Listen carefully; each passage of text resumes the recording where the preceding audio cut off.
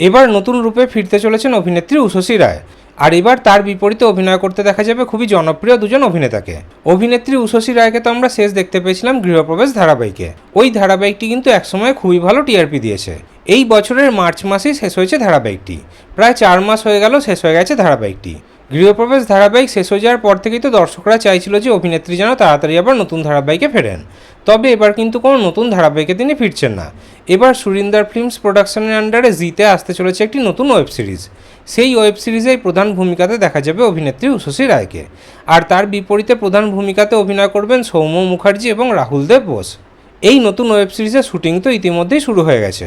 তবে দর্শকরা চাইছে যে অভিনেত্রী যেন তাড়াতাড়ি নতুন ধারাবাহিকে ফেরেন।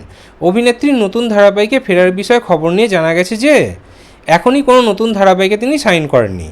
তবে আগামী দিনে কোনো ভালো গল্প পেলে আবার তিনি বাংলা ধারাবাহিকে ফিরবেন। কিন্তু তার নতুন ধারাবাহিকে ফিরতে এখনও বেশ কয়েক মাস সময় লাগবে। তাহলে আপনারা কি চান, অভিনেত্রী উষসী রায় কোন চ্যানেলে নতুন ধারাবাহিকে ফিরুক, আর তার বিপরীতে প্রধান নায়কের ভূমিকাতে কে অভিনয় করুক? এই বিষয়ে আপনাদের কি মতামত কমেন্টে অবশ্যই জানাবেন।